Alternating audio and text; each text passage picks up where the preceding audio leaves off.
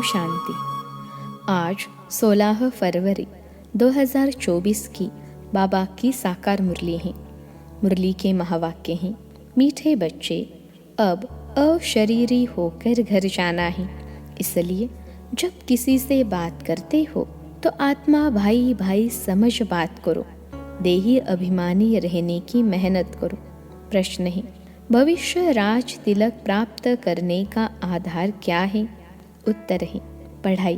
हर एक को पढ़कर राज तिलक लेना है। बाप की है पढ़ाने की ड्यूटी, इसमें आशीर्वाद की बात नहीं। पूरा निश्चय है तो श्रीमत पर चलते चलो, गफलत नहीं करनी है। अगर मतभेद में आकर पढ़ाई छोड़ी तो नापास हो जाएंगे। इसलिए बाबा कहते, मीठे बच्चे अपने ऊपर रहम करो। आशीर्वाद मांगनी नहीं है, पढ़ाई पर ध्यान देना है। ओम शांति। सुप्रीम टीचर बच्चों को पढ़ाते हैं।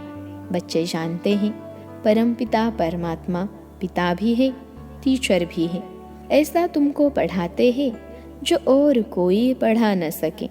तुम कहते हो शिव बाबा हमको पढ़ाते हैं। अब यह बाबा कोई एक का नहीं है। मन मना भव, मध्याजी भव, इसका अर्थ समझाते हैं। मुझे याद करो। बच्चे तो अब समझदार हुए हैं। बेहद का बाप कहते हैं, तुम्हारा वर्षा तो है ही, यह कभी भूलना नहीं चाहिए। बाप आत्माओं से ही बातें करते हैं। अभी तुम जीव आत्माएं हो ना। बेहद का बाप भी निराकार हैं। तुम जानते हो इस तन द्वारा वह हमको पढ़ा रहे हैं और कोई ऐसे नहीं समझेंगे। स्कूल में टीचर पढ़ाते हैं तो कहेंगे लौकिक टीचर लौकिक बच्चों को पढ़ाते हैं। यह है पारलौकिक सुप्रीम टीचर जो पारलौकिक बच्चों को पढ़ाते हैं। तुम भी परलोक मूल वतन के निवासी हो। बाप भी परलोक में रहते हैं। बाप कहते हैं, हम भी शांति धाम के निवासी हैं और तुम भी वहाँ के ही निवासी हो। हम दोनों एक धाम के रहवासी हैं। तुम अपने को आत्मा समझो, मैं परमात्मा हूँ। अभी तुम यहाँ पाठ बजा रहे हो। पाठ बजाते बजाते तुम अभी पतित बन गए हो। यह सारा बेहद का मांडवा है जिसमें खेल होता है। यह सारी सृष्टि कर्म क्षेत्र है, इसमें खेल हो रहा है। यह भी सिर्फ तुम ही जानते हो कि यह बेहद का खेल है। इसमें दिन और रात भी होते हैं। सूर्य और चांद कितनी बेहद की रोशनी देते हैं। यह है बेहद की बात। अभी तुमको ज्ञान भी है। रचता ही आकर रचता और रचना की आदि मध्य अंत का परिचय देते हैं। बाप कहते हैं, तुमको रचना के आदि मध्य अंत का राज सुनाने आया हो। यह पाठशाला है, पढ़ाने वाला अभोक्ता है। ऐसे कोई नहीं कहेंगे कि हम अभोक्ता हैं। अहमदाबाद में एक साधु ऐसे कहता था, परंतु बाद में ठगी पकड़ी गई। इस समय ठगी भी बहुत निकल पड़ी है। वेशधारी बहुत हैं, इनको तो कोई वेश है नहीं। मनुष्य समझते हैं श्री कृष्ण ने गीता सुनाई तो आजकल कितने श्री कृष्ण बन पड़े हैं। अब इतने श्री कृष्ण तो होते नहीं। यहाँ तो तुमको शिव बाबा आकर पढ़ाते हैं, आत्माओं को सुनाते हैं। तुमको बार बार कहा गया है कि अपने को आत्मा समझ भाई भाई को सुनाओ, बुद्धि में रहे। बाबा की नॉलेज हम भाइयों को सुनाते हैं। मेल अथवा फीमेल दोनों भाई भाई हैं। इसलिए बाप कहते हैं, तुम सब मेरे वर्षे के हकदार हो। वैसे फीमेल को वर्षा नहीं मिलता है क्योंकि उनको ससुर घर जाना है। यहाँ तो है ही सब आत्माएं, अशरीरी होकर जाना है घर। अभी जो तुमको ज्ञान रत्न मिलते हैं यह अविनाशी रत्न बन जाते हैं। आत्मा ही ज्ञान का सागर बनती है ना। आत्मा ही सब कुछ करती है, परंतु मनुष्यों को देह अभिमान होने के कारण देही अभिमानी बनते नहीं हैं। अब तुमको देही अभिमानी बन एक बाप को याद करना है। कुछ तो मेहनत चाहिए ना। लौकिक गुरु को कितना याद करते हैं, मूर्ति रख देते हैं। अब कहाँ शिव का चित्र, कहाँ मनुष्य का चित्र, रात दिन का फर्क है। वह गुरु का फोटो पहन लेते हैं। पति लोगों को अच्छा नहीं लगता कि दूसरों का फोटो पहने। हाँ, शिव का पहनेंगे तो वह सबको अच्छा लगेगा, क्योंकि वह तो परम पिता है ना। उनका चित्र तो होना चाहिए। यह है गले का हार बनाने वाला। तुम रुद्रमाला का मोती बनेंगे। यूँ तो सारी दुनिया रुद्रमाला भी है, प्रजापिता ब्रह्मा की माला भी है। ऊपर में सिजरा है, वह है हद का सिजरा, यह है बेहद का। जो भी मनुष्य मात्र है सबकी माला है। आत्मा कितनी छोटी से छोटी बिंदी है, बिल्कुल छोटी बिंदी है। ऐसे ऐसे बिंदी देते जाओ तो अनगिनत हो जाएगी, गिनती करते करते थक जाएंगे। परंतु देखो आत्मा का झाड़ कितना छोटा है। ब्रह्म तत्व में बहुत थोड़ी जगह में रहती है। वह फिर यहाँ आती है पार बजाने। तो यहाँ फिर कितनी लंबी चौड़ी दुनिया है। कहाँ कहाँ एरोप्लेन में जाते हैं, वहाँ फिर एरोप्लेन आदि की दरकार नहीं। आत्माओं का छोटा सा झाड़ है, यहाँ मनुष्यों का कितना बड़ा झाड़ है। यह सब है प्रजापिता ब्रह्मा की संतान, जिसको कोई एडम कोई आदि देव कहते हैं। मेल फीमेल तो जरूर है। तुम्हारा है प्रवृत्ति मार्ग, निवृत्ति मार्ग का खेल होता नहीं। एक हाथ से क्या होगा, दोनों पहिए चाहिए। दो हैं तो आपस में रेस करते हैं, दूसरा पहिया साथ नहीं देता है तो ढीले पड़ जाते हैं। परंतु एक के कारण ठहर नहीं जाना चाहिए। पहले पहले पवित्र प्रवृत्ति मार्ग था, फिर होता है अपवित्र, गिरते ही जाते हैं। तुम्हारी बुद्धि में सारा ज्ञान है।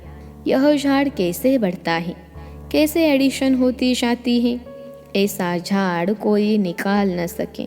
कोई की बुद्धि में रचता और रचना के आदि मध्य अंत का नॉलेज है ही नहीं। इसलिए बाबा ने कहा था, यह लिखो कि हमने रचता द्वारा रचता और रचना की नॉलेज का अंत पाया है। वह तो न रचता को जानते न रचना को। अगर परंपरा यह ज्ञान चला आता तो कोई बतावे ना। सिवाय तुम ब्रह्मा कुमार कुमारियों के कोई बता न सके। तुम जानते हो हम ब्राह्मणों को ही परमपिता परमात्मा पढ़ाते हैं। हम ब्राह्मणों का ही ऊंचे ते ऊंचा धर्म है। चित्र भी जरूर दिखाना पड़ता है। चित्र बिगर कब बुद्धि में बैठेगा नहीं। चित्र बहुत बड़े बड़े होने चाहिए। वैरायटी धर्मों का झाड़ कैसे बढ़ता है यह भी समझाया है। आगे तो कहते थे, हम आत्मा सो परमात्मा, परमात्मा सो हम आत्मा। अब बाप ने इसका भी अर्थ बताया है। इस समय हम सो ब्राह्मण हैं, फिर हम सो देवता बनेंगे नई दुनिया में। अभी हम पुरुषोत्तम संगम युग पर हैं, अर्थात यह है पुरुषोत्तम बनने का संगम युग। यह सब तुम समझा सकते हो। रचता और रचना का अर्थ, हम सो का अर्थ। ओम अर्थात मैं आत्मा फर्स्ट, फिर यह शरीर है। आत्मा अविनाशी और यह शरीर विनाशी है। हम यह शरीर धारण कर पाठ बजाते हैं। इसको कहा जाता है आत्म अभिमानी। हम आत्मा फलाना पाठ बजाती है, हम आत्मा यह करती है, हम आत्मा परमात्मा के बच्चे हैं। कितना वंडरफुल ज्ञान है। यह ज्ञान बाप में ही है, इसलिए बाप को ही बुलाते हैं। बाप है ज्ञान का सागर, उनकी भेंट में फिर है अज्ञान के सागर। आधा कल्प है ज्ञान, आधा कल्प है अज्ञान। ज्ञान का किसको पता ही नहीं है। ज्ञान कहा जाता है रचता द्वारा रचना को जानना। तो ज़रूर रचता में ही ज्ञान है ना, इसलिए उनको क्रिएटर कहा जाता है। मनुष्य समझते हैं क्रिएटर ने यह रचना रची है। बाप समझाते हैं यह तो अनादि बना बनाया खेल है। कहते हैं पतित पावन आओ, तो रचता कैसे कहेंगे? रचता तब कहें जब प्रलय हो फिर रचे। बाप तो पतित दुनिया को पावन बनाते हैं। तो यह सारे विश्व का जो झाड़ है, उनके आदि मध्य अंत को तो मीठे मीठे बच्चे ही जानते हैं। जैसे माली हर एक बीज को और झाड़ को जानते हैं ना, बीज को देखने से सारा झाड़ बुद्धि में आ जाता है। तो यह है ह्यूमैनिटी का यानी मनुष्य सृष्टि का बीज। उन्हें कोई नहीं जानते, गाते भी हैं। परमपिता परमात्मा सृष्टि का बीज रूप है, सतचित आनंद स्वरूप है, सुख शांति पवित्रता का सागर है। तुम जानते हो यह सारा ज्ञान परमपिता परमात्मा इस शरीर द्वारा दे रहे हैं, तो जरूर यहाँ आएंगे ना। पतितों को पावन प्रेरणा से कैसे बनाएंगे? तो बाप यहाँ आकर सबको पावन बनाकर ले जाते हैं। वह बाप ही तुमको पाठ पढ़ा रहे हैं। यह है पुरुषोत्तम संगम युग। इस पर तुम भाषण कर सकते हो कि कैसे पुरुष तमो प्रधान से श्रेष्ठ सतो प्रधान बनते हैं। तुम्हारे पास टॉपिक तो बहुत है। यह पतित तमो प्रधान दुनिया सतो प्रधान कैसे बनती है, यह भी समझने लायक है। आगे चलकर तुम्हारा यह ज्ञान सुनेंगे, भल छोड़ भी देंगे, फिर आएंगे, क्योंकि गति सदगति की हट्टी एक ही है। तुम कह सकते हो कि सर्व का सदगति दाता एक बाप ही है। उनको श्री श्री कहते हैं।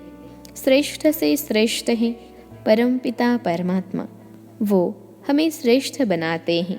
श्रेष्ठ है सदयुग, भ्रष्ट है कलयुग। कहते भी है भ्रष्टाचारी हैं, परंतु अपने को नहीं समझते। पतित दुनिया में एक भी श्रेष्ठ नहीं। श्री श्री जब आए तब आकर श्री बनाए। श्री का टाइटल सतयुग आदि में देवताओं का था। यहाँ तो सबको श्री श्री कह देते हैं। वास्तव में श्री अक्षर है ही पवित्रता का। दूसरे धर्म वाले कोई भी अपने को श्री नहीं कहते। श्री पोप कहेंगे क्या? यहाँ तो सबको कहते रहते हैं। कहाँ हंस मोती चुगने वाले, कहाँ बुगले गंध खाने वाले। फर्क तो है ना। यह देवताएं हैं फूल, वह है गार्डन ऑफ अल्लाह। बाप तुमको फूल बना रहा है। बाकी फूलों में वैरायटी है। सबसे अच्छा फूल है किंग फ्लावर। इन लक्ष्मी नारायण को नई दुनिया का किंग क्वीन फ्लावर कहेंगे। तुम बच्चों को आंतरिक खुशी होनी चाहिए। इसमें बाहर का कुछ करना नहीं होता। यह बत्तियां आदि जलाने का भी अर्थ चाहिए। शिव जयंती पर जलानी चाहिए या दिवाली पर? दिवाली पर लक्ष्मी का आह्वान करते हैं, उनसे पैसे मांगते हैं, जबकि भंडारा भरने वाला तो शिव भोला भंडारी है। तुम जानते हो शिव बाबा द्वारा हमारा अखूट खजाना भर जाता है। यह ज्ञान रत्न धन है। वहाँ भी तुम्हारे पास अथाह धन रहता है। नई दुनिया में तुम माला माल हो जाएंगे। सतयुग में ढेरों के ढेर हीरे जवाहरात थे, फिर वो ही होंगे। मनुष्य मूझते हैं यह सब खत्म होगा, फिर कहाँ से आएगा? खानियाँ खुद गई, पहाड़ियाँ टूट गई, फिर कैसे होंगी? बोलो, हिस्ट्री रिपीट होती है ना। जो कुछ था सो फिर रिपीट होगा। तुम बच्चे पुरुषार्थ कर रहे हो स्वर्ग का मालिक बनने का। स्वर्ग की हिस्ट्री ज्योग्राफी फिर रिपीट होगी। गीत है ना, आपने सारी सृष्टि, सारा समुद्र, सारी पृथ्वी हमको दे दी, जो कोई हमसे छीन नहीं सकता। उनकी भेंट में अब क्या है? जमीन के लिए, पानी के लिए, भाषा के लिए लड़ते हैं। स्वर्ग के रचता बाबा का जन्म मनाया जाता है। जरूर उसने स्वर्ग की बादशाही दी होगी। अब तुमको बाप पढ़ा रहे हैं। तुमको इस शरीर के नाम रूप से न्यारा हो, अपने को आत्मा समझना है, पवित्र बनना है, या तो योग बल से या तो सजाए खाकर। फिर पद भी कम हो जाता है। स्टूडेंट की बुद्धि में रहता है ना, हम इतना मर्तबा पाते हैं, टीचर ने इतना पढ़ाया है, फिर टीचर को भी सौगात देते हैं। यह तो बाप तुमको विश्व का मालिक बनाते हैं, तो तुम फिर भक्ति मार्ग में उनको याद करते रहते हो। बाकी बाप को आप सौगात क्या देंगे? यहाँ तो जो कुछ देखते हो वह तो रहना नहीं है, यह तो पुरानी चीची दुनिया है। तब तो मुझे बुलाते हैं, बाप तुमको पतित से पावन बनाते हैं। इस खेल को याद करना चाहिए। मेरे में रचना के आदि मध्य अंत की नॉलेज है, जो तुमको सुनाता हो। तुम अब सुनते हो फिर भूल जाते हो। 5000 वर्ष के बाद फिर चक्र पूरा होगा। तुम्हारा पाठ कितना लवली है। तुम सतो प्रधान व लवली बनते हो, फिर तमो प्रधान भी तुम ही बनते हो। तुम ही बुलाते हो, बाबा आओ, अब मैं आया हूँ। अगर निश्चय है तो श्रीमत पर चलना चाहिए, गफलत नहीं करनी चाहिए। कई बच्चे मतभेद में आकर पढ़ाई छोड़ देते हैं। श्रीमत पर नहीं चलेंगे, पढ़ेंगे नहीं तो नापास भी तुम ही होंगे। बाप तो कहते हैं अपने पर रहम करो, हर एक को पढ़कर अपने को राज तिलक देना है। बाप को तो है पढ़ाने की ड्यूटी, इसमें आशीर्वाद की बात नहीं। फिर तो सभी पर आशीर्वाद करने पड़े। यह कृपा आदि भक्ति मार्ग में मांगते हैं, यहाँ वह बात नहीं। अच्छा, मीठे मीठे सिखिलते बच्चों प्रति मात पिता बाप दादा का याद प्यार और गुड मॉर्निंग। रूहानी बाप की रूहानी बच्चों को नमस्ते। हम रूहानी बच्चों की सिखिलते रूहानी मात पिता बाप दादा को याद प्यार, गुड मॉर्निंग और नमस्ते बाबा नमस्ते। धारणा के लिए मुख्य सार पहली पॉइंट है, प्रवृत्ति में रहते आपस में रेस करनी है, परंतु अगर किसी कारण से एक पहिया ढीला पड़ जाता है तो उसके पीछे ठहर नहीं जाना है, स्वयं को राज तिलक देने के लायक बनाना है। दूसरी पॉइंट है, शिव जयंती बड़ी धूमधाम से मनानी है, क्योंकि शिव बाबा जो ज्ञान रत्न देते हैं उससे ही तुम नई दुनिया में माला माल बनेंगे। तुम्हारे सब भंडारे भरपूर हो जाएंगे। आज का वरदान है, बाप से शक्ति लेकर हर परिस्थिति को हल करने वाले साक्षी दृष्टा भव। बाप से शक्ति लेकर हर परिस्थिति को हल करने वाले साक्षी दृष्टा भव। विश्लेषण है, आप बच्चे जानते हो कि अति के बाद ही अंत होना है, तो हर प्रकार की हलचल अति में होगी। परिवार में भी खिटखिट होगी, मन में भी अनेक उलझने आएंगी, धन भी नीचे ऊपर होगा। लेकिन जो बाप के साथी हैं, सच्चे हैं, उनका जवाबदार बाप है। ऐसे समय पर मन बाप की तरफ हो तो निर्णय शक्ति से सब पार कर लेंगे। साक्षी दृष्टा हो जाओ तो बाप की शक्ति से हर परिस्थिति को सहज हल कर लेंगे। आज का स्लोगन है, अब सब किनारे छोड़ घर चलने की तैयारी करो। अब सब किनारे छोड़ घर चलने की तैयारी करो। अच्छा, ओम शांति।